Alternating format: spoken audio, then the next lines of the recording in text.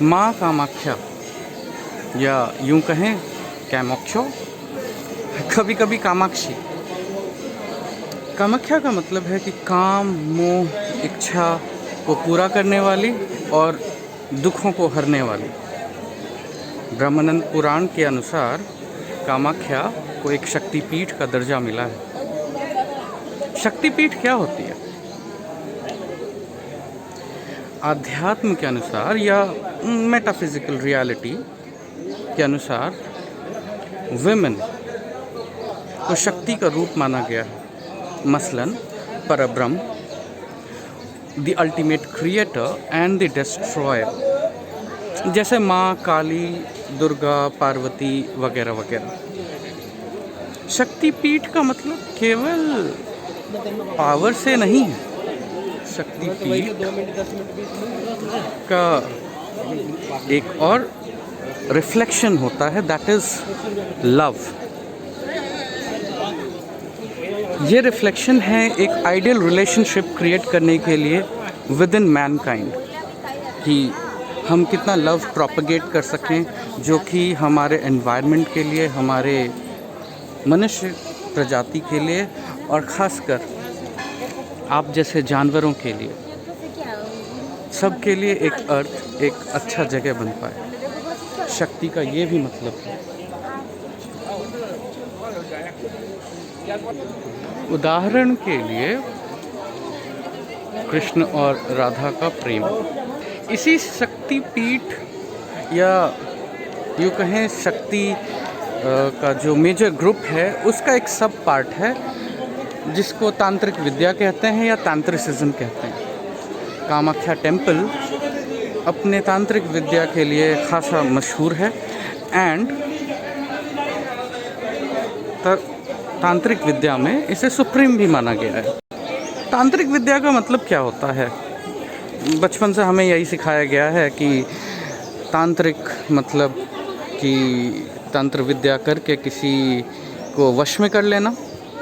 सही बात है, लेकिन हमें हमेशा नेगेटिव एस्पेक्ट में तंत्र विद्या को ही दिखाया गया है। असल में इसका मतलब ये नहीं है। तंत्र विद्या का मतलब है कोई भी ऐसी एक्शन जो हम सब के लिए बेनिफिशियल हो।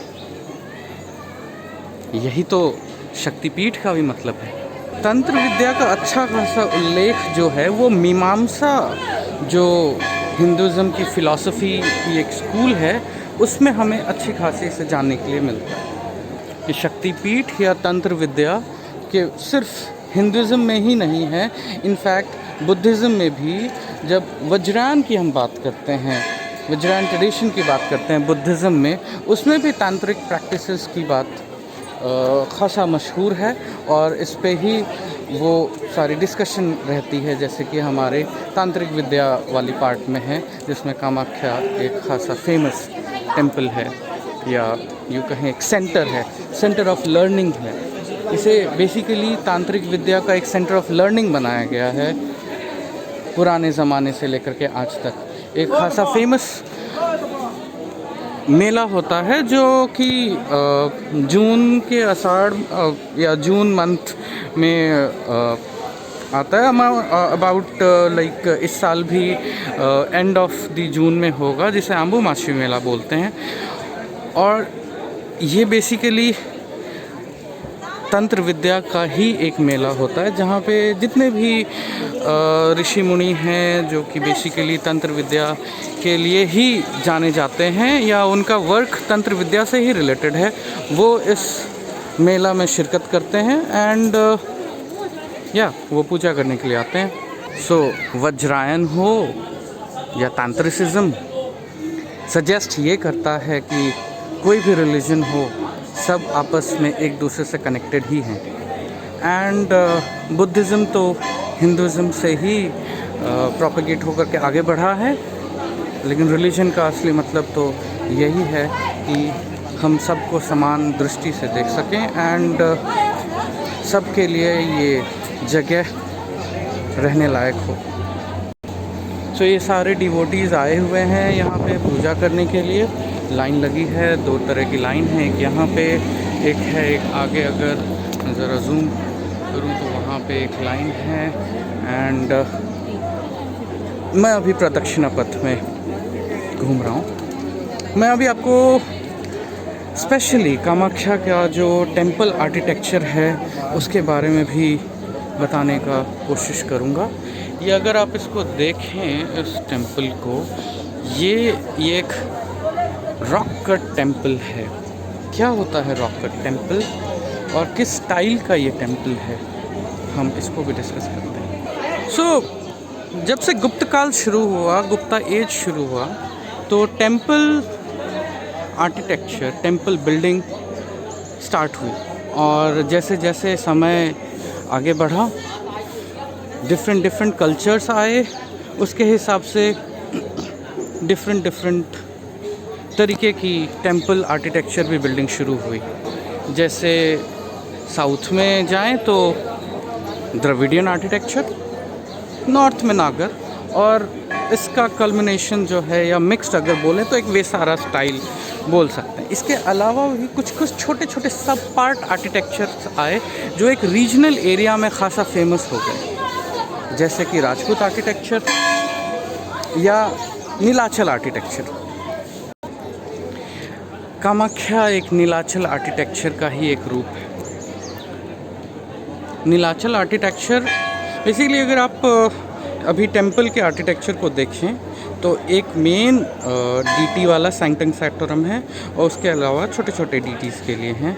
एंड अगर आप स्ट्रक्चर देखें तो बेसिकली नीलाचल का जो स्ट्रक्चर एक रथ टाइप बनाया हुआ है। कोई भी आर्किटेक्चर, टेंपल आर्किटेक्चर अगर आगे डोम टेंपल से शुरू हो एंड 3-4 छोटे छोटे अगर डीटीज़ के बाद अगर डोम ऐसा नीचे की ओर झुक जाए, ये एक रथ टाइप आकार का होता है।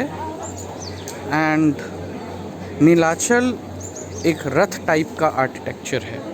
तो नीलाचल बेसिकली इसका नाम इसलिए पड़ा है क्योंकि कामाख्या जो है वो नीलाचल हिल्स पर बसा हुआ है या बनाया गया है रादर। एंड ये डोम आर्किटेक्चर इसलिए ही इस ढंग से बनाया गया आर्किटेक्चर, उसका एक रीज़न है। द एक्चुअल रीज़न इज़ क्योंकि ये एरिया जो है वो खासा प्रेवलेंट है अपने रेन के लिए। गुवाहाटी में ही ऑन एन एवरेज ईयर में 200 सेंटीमीटर्स की रेन होती है। अगर मैं दिल्ली से कंपेयर करूं, दिल्ली में 50 सेंटीमीटर्स की भी ऑन एन एवरेज रेन नहीं होती एक साल में।